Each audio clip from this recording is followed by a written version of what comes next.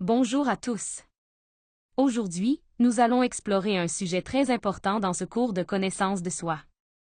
Nous allons donner quelques explications clés sur la famille et les attachements. Dans ce sujet, nous réfléchirons aux conflits qui naissent de nos conceptions erronées à propos de la famille, et comment ces conceptions peuvent affecter le développement de notre travail intérieur. Nous examinerons également comment les attachements, et les dépendances émotionnelles, que nous créons autour des personnes et des choses et que nous confondons souvent avec l'amour, peuvent conduire à la stagnation intérieure et au conflit. La première chose à comprendre, c'est que nous avons tous trois types de familles. La première famille est liée au monde extérieur, où se trouve notre corps physique et notre personnalité. C'est la famille physique. Elle comprend notre père, notre mère, nos frères et sœurs, notre partenaire, nos enfants, nos oncles, nos grands-parents, etc. La deuxième est la famille psychologique, qui est liée à l'âme, au mental et à l'énergie. C'est ce que nous appelons notre monde intérieur. Notre famille psychologique est composée de tous nos égos, de nos différentes manières négatives d'être. 97% de notre essence y est emprisonnée. La troisième est la vraie famille, qui appartient à l'esprit ou à la conscience. C'est ce que nous appelons le monde intérieur de notre monde intérieur. Cette famille est composée des 3% de conscience libre que nous possédons tous, notre véritable esprit. À cela s'ajoutent les essences que nous libérons de l'emprisonnement psychologique grâce au travail de la mort psychologique, puisque chacun de nos défauts contient une partie pure et réelle emprisonnée en lui. Commençons par analyser la famille physique. Nous savons que chacun de nous a besoin d'un corps physique pour exister et pour accomplir l'œuvre de notre être. L'être humain est sans défense à sa naissance, et pour cette raison, nous avons besoin d'une mère pour prendre soin de nous jusqu'à ce que nous soyons capables de survivre seuls. Cela nous montre la nécessité, et l'importance, d'avoir une famille physique. Mais nous savons aussi que, selon la loi du retour, chaque âme a le droit de vivre dans 108 corps humains physiques. Cela signifie que nous devons mourir et renaître 108 fois dans chaque cycle. Ainsi, au cours de toutes nos existences, nous aurons 108 mères et 108 pères. Si nous prenons un moment pour y réfléchir, et si nous apprenons à enquêter sur nos vies passées dans le monde astral, nous verrons que dans chacune de nos existences antérieures, nous avons toujours eu des pères, des mères, des partenaires, des enfants et des frères et sœurs.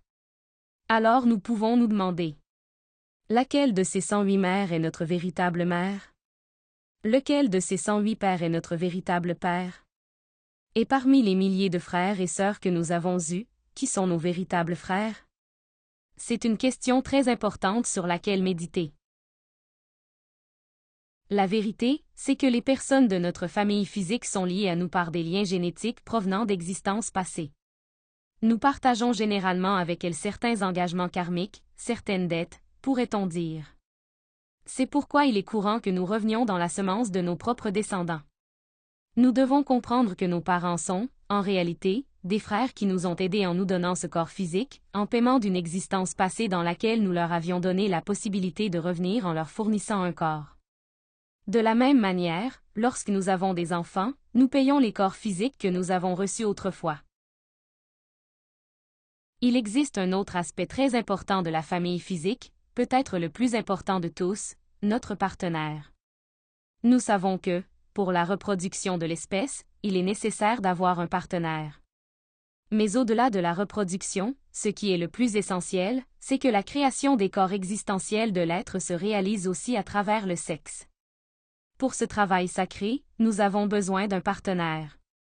Notre partenaire, alors, n'est pas seulement une figure romantique, mais un frère ou une sœur qui collabore avec nous dans la grande œuvre de l'autoréalisation, et nous collaborons avec lui ou elle pour atteindre le même objectif.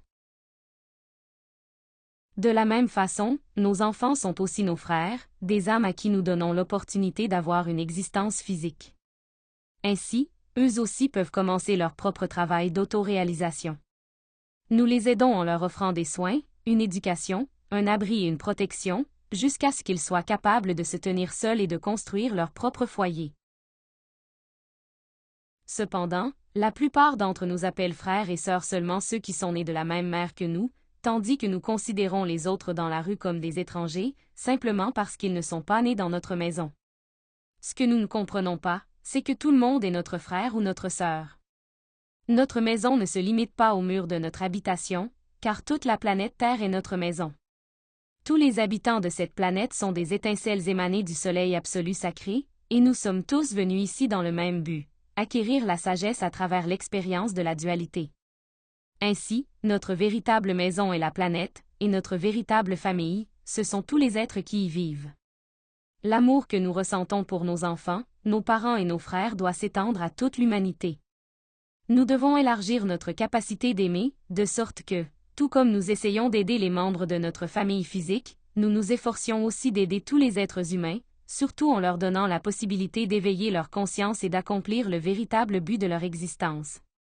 Mais l'attachement que nous créons envers les membres de notre famille physique nous empêche de voir cette plus grande vérité. Il nous aveugle à la réalité que tous les êtres humains sont nos frères et sœurs, et qu'au-delà de ce lien universel, il n'existe aucun autre titre ni distinction. Analysons maintenant la famille psychologique. Cette famille intérieure est composée d'éléments que nous appelons les moi, ou défauts psychologiques. Ce sont les nombreuses manières différentes d'être qui existent en nous. Nous avons des moi de toutes sortes. Ils peuvent être résumés dans les 7 moi causaux, la paresse, l'avarice, la luxure, l'orgueil, la colère, la gourmandise et l'envie. Mais chacun de ces 7 est, en lui-même, une légion entière de petits moi, de nombreuses formes d'expression détaillées. Comme l'a dit Virgile, le poète mantois. Même si nous avions un palais d'acier et 1000 langues, nous ne pourrions pas tous les nommer. Chacun de ces défauts contient un certain pourcentage de notre essence emprisonnée, ce qui lui donne la vie. Ils se forment et grandissent grâce à l'énergie qu'ils absorbent chaque fois que nous leur permettons de se manifester à travers nos centres d'énergie. La somme de tous ces défauts est ce que nous appelons notre famille psychologique, ou notre monde intérieur. Le plus grand problème de cette famille intérieure est que ses membres ont emprisonné notre conscience. Ils dirigent, détournent et épuisent les différentes énergies des centres de notre machine humaine. C'est pourquoi il est essentiel de pratiquer constamment l'auto-observation, afin de découvrir ces défauts dans nos pensées, nos émotions, nos actions, nos paroles, nos impulsions sexuelles, et même dans les tensions, sensations et désirs qu'ils nous font éprouver. Une fois qu'un défaut a été découvert et compris, il doit être éliminé par une prière adressée à notre divine mère, afin qu'elle libère la conscience et l'énergie qui y sont emprisonnées. Cette famille intérieure a été créée par le mauvais usage de notre énergie créatrice sexuelle. La toute première fois que l'humanité est tombée dans la fornication, c'est-à-dire l'expulsion de l'énergie sexuelle à travers l'orgasme et l'éjaculation, ce que les Écritures appellent le péché originel, les 7 moi causaux furent formés. Et chaque fois que nous forniquons, nous continuons à créer de nouveaux défauts. De plus, lorsque nous ne transformons pas les impressions que nous recevons chaque jour, faute de conscience et de concentration, nous donnons notre énergie à ces défauts, et ils se multiplient encore davantage. Avec le temps, nous avons créé en nous une énorme légion de défauts psychologiques. Ces défauts comprennent tous nos vices, désirs, erreurs, souffrances, plaisirs et réactions. Et la vérité, c'est qu'ils nous sont plus chers que notre propre famille physique ou même nos enfants. Nous pouvons le vérifier en observant à quelle facilité nous sacrifions le bien-être physique ou psychologique de nos proches, simplement pour satisfaire les désirs de nos défauts. Nous voyons des personnes qui, pour nourrir un vice, abandonnent leurs enfants. D'autres qui, en défendant leur orgueil, détruisent leurs relations. Ou encore ceux qui préfèrent humilier un enfant plutôt que de maîtriser leur colère ou leur tyrannie. Nous nourrissons continuellement nos tendances violentes et négatives, même si cela nuit aux autres. Ainsi, non seulement nous refusons de nier nos défauts, mais nous les défendons, les justifions et les alimentons à notre guise. Voilà la profondeur de notre attachement à eux. Et au fur et à mesure que vous avancez dans le travail de la mort psychologique, vous commencerez à voir et à vérifier cela en vous-même. Il existe des défauts auxquels nous sommes tellement attachés que décider de les éliminer nous fait traverser des crises émotionnelles et mentales douloureuses. Cependant, nous devons comprendre que ce n'est qu'en éliminant nos défauts que nous pourrons libérer et intégrer le 3e type de famille, celle que nous allons analyser ensuite. Analysons maintenant ce qu'est la vraie famille. Nous l'appelons la vraie famille parce qu'elle a toujours existé, et qu'elle existera toujours. C'est notre esprit, notre être intérieur, le monde intérieur de notre monde intérieur. Cette famille est composée de nombreuses parties, toutes des déploiements ou des émanations de notre Père. Dieu en tant que Père représente la sagesse. Dieu en tant que Mère est notre essence, la matière première de notre être, l'énergie créatrice du Saint-Esprit, et l'expression de l'amour divin. Dieu en tant que Fils symbolise la justice, le maître psychologique, le donneur de lumière et de feu, de sagesse et d'amour. Ces trois forces primaires se déploient en nous en trois autres. Atman, qui est notre intime, l'ineffable, notre guerrier intérieur. Buddhi, qui est notre âme divine, la Valkyrie. Mana, qui est la volonté christique, le Verbe, notre âme humaine. Mais il existe aussi de nombreuses autres parties de notre être, telles que le Christ intime, les 12 apôtres, les 24 anciens, et d'autres encore. Toutes sont des aspects divins ou des fragments sacrés de notre être réel. À mesure que nous travaillons avec les trois facteurs et que la révolution de la conscience progresse, l'intégration de notre être commence. Par l'élimination de nos défauts psychologiques, toutes les étincelles de conscience qui étaient emprisonnées dans le ego sont progressivement libérées. Ces essences libérées se réunissent et s'intègrent, formant ce que nous appelons la personnalité sacrée. Finalement, toutes ces parties divines fusionneront en une parfaite et lumineuse unité. Maintenant que nous avons expliqué les trois types de familles, examinons le sujet des attachements. À quoi sommes-nous attachés? Pourquoi confondons-nous l'attachement avec l'amour? Et sur quoi reposent réellement nos attachements? Prenons un moment pour réfléchir profondément à tout cela. Qu'est-ce que l'attachement? L'attachement est un lien émotionnel qui s'étend dans le temps. On peut l'observer, par exemple, dans le lien affectif que nous avons formé étant enfants avec certains jouets préférés. Nous ne voulions pas que quelqu'un d'autre les touche, et nous pleurions quand nous les perdions. De la même manière, tout au long de notre vie, nous avons créé des liens émotionnels avec tout ce qui nous procure du plaisir, avec tout ce que nous appelons mien. Nous créons des attachements envers notre mère, notre père, notre maison, notre argent, notre partenaire, nos enfants, nos conforts, et ainsi de suite. Et nous croyons que ce que nous ressentons pour ces personnes ou ces choses est de l'amour. Cependant, ce n'est pas de l'amour, car l'attachement conduit toujours à la souffrance, tandis que le véritable amour ne cause jamais de souffrance, puisqu'il est une vertu de la conscience. Chaque fois qu'une personne vit dans l'attachement, elle souffre inévitablement. L'attachement et la souffrance sont directement liés. Si nous sommes attachés à quelque chose, nous souffrons lorsque nous le perdons. Au fond de nous tous existe un vide intérieur constant, un vide qui a commencé lorsque nous avons perdu le véritable amour en nous-mêmes, en nous déconnectant de notre propre être. À cause de ce vide, nous sommes malheureux. Et dans notre recherche de plénitude, nous nous accrochons aux personnes et aux choses matérielles, essayant de créer une fausse impression de bonheur, un bonheur qui ne dure que tant que la relation continue ou tant que nous possédons cet objet. Nous nous attachons au confort et aux personnes que nous aimons, et cet attachement nous aveugle. Il nous empêche de voir la réalité telle qu'elle est. Il nous empêche de comprendre que tout ce qui est physique est transitoire et impermanent. Il est très important que nous commencions à réfléchir profondément à ce sujet, et à apprendre à observer comment chaque attachement que nous avons est enraciné dans la peur. Nous nous attachons à de nombreuses choses, et nous vivons alors dans notre propre enfer intérieur, torturés par la peur de les perdre. Nous craignons de perdre nos biens, notre partenaire, ou les personnes que nous aimons. Et tout cela se produit parce que nous ne comprenons pas vraiment, ni n'acceptons, la réalité de la vie et de la mort, combien l'existence est éphémère. Nous ne comprenons pas qu'en vérité, la mort n'existe pas. Un père ou une mère, par exemple, devient si attaché à son enfant que, même lorsque celui-ci est adulte, il continue d'interférer dans sa vie, essayant de contrôler ses décisions, choisissant ce qu'il doit étudier ou avec qui il doit se marier. De la même façon, nous nous attachons à un partenaire et vivons ensuite dans une angoisse constante, peur de le perdre, peur d'être trahi, et à travers ces attachements, toutes sortes de relations malsaines et toxiques se créent. Lorsque nous comprenons enfin que chaque attachement cache une peur, et que derrière cette peur se trouve un défaut psychologique, celui qui craint de perdre ce qui nous apporte plaisir, confort ou sécurité, alors nous commençons à voir clairement. Nous commençons à réfléchir, quelle est la peur derrière cet attachement? Et quel défaut soutient cette peur? Lorsque nous éliminons le défaut par le travail de mort psychologique, nous nous libérons, non seulement de la peur, mais aussi de l'attachement lui-même. Et dans cette liberté, nous retrouvons notre véritable capacité d'aimer, fondée sur le respect et la liberté, non sur la possession. Par exemple, je découvre que je suis attaché à ma mère parce que la pensée de sa mort me fait souffrir. Alors je me demande, qui est-ce qui souffre?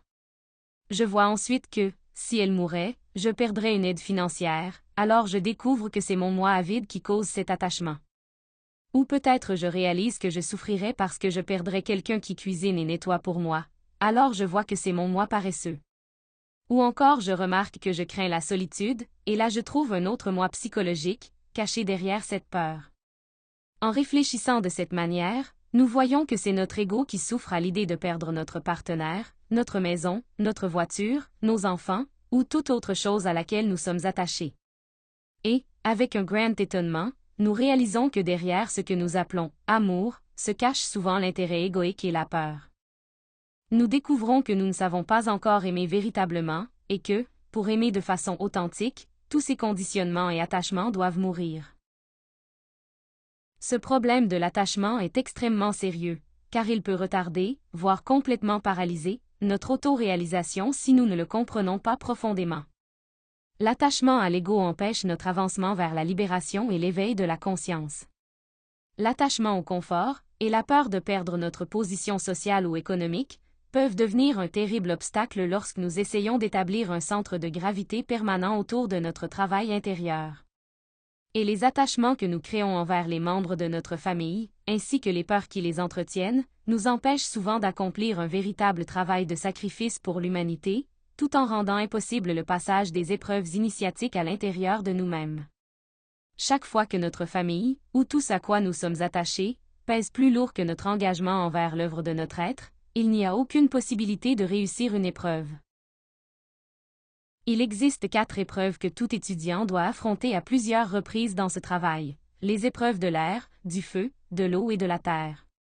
Personne ne peut réussir les épreuves de l'air s'il a encore des attachements. Dans le monde astral, par exemple, lorsque nous sommes jetés dans un abîme et que nous crions, ce cri est un signe clair d'attachement.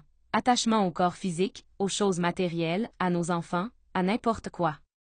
Les maîtres nous le montrent intérieurement en nous lançant d'en haut, pour que nous ressentions la terreur de perdre. Cette peur révèle notre attachement, et c'est pourquoi nous échouons les épreuves de l'air. De même, nos attachements à l'orgueil, au confort, à la luxure et à l'ego en général nous font échouer les épreuves de la pauvreté, qui sont les épreuves de la terre. Nous échouons aussi les épreuves de l'eau, les épreuves d'adaptation, et celles du feu, qui éprouvent notre colère et notre luxure. Et à cause de ces attachements, nous échouons également aux petites épreuves quotidiennes que la vie nous présente constamment. Ainsi, nous restons stagnants dans notre travail intérieur. Quand un homme et une femme s'unissent, la première chose qu'ils font habituellement est de chercher une maison. Puis ils la remplissent de meubles et commencent à établir des racines. Bientôt viennent les enfants, les biens, et d'innombrables responsabilités. Nous nous attachons alors à tout ce confort. Nous nous inquiétons à l'idée de le perdre, nous imaginons la vie sans lui, et nous sentons que ces choses nous définissent. Nous ne voulons pas d'inconfort. Nous justifions notre attachement en disant que nous avons travaillé dur pour les obtenir, et nous croyons que les perdre serait comme régresser. Nous nous préoccupons aussi de ce que les autres pourraient penser si nous perdions ce que nous possédons. Tout cela nous enchaîne. Nous ressentons même un sentiment de possession envers nos enfants, notre épouse, notre mari, et cet attachement nous aveugle à la réalité que tout dans la vie est passager. Il est essentiel de comprendre clairement ce conflit entre la famille et l'attachement, car ne pas le faire peut complètement arrêter notre progrès intérieur. Si nous prenions conscience qu'à chaque fois que nous achetons une autre décoration pour la maison, nous divisons notre amour au lieu de l'intégrer, nous commencerions à agir différemment. Chercher l'autoréalisation signifie intégrer l'amour, non le fragmenter. Et si nous comprenions vraiment cela, nous n'aurions pas besoin de jeter nos biens ni d'abandonner nos familles, il nous suffirait de comprendre pourquoi nous les désirons autant. Si nous pouvons faire cela, aussi avec nos proches, nous n'aurons pas besoin de les rejeter ni de nous séparer d'eux, car la compréhension dissout l'attachement. Lorsque nous comprenons cela profondément, Nous pouvons atteindre l'autoréalisation en une seule vie et avancer avec détermination quand des choix importants se présentent. Nous devons nous souvenir que la famille est un devoir, mais il faut aussi reconnaître les limites de ces devoirs et droits à l'intérieur d'elle.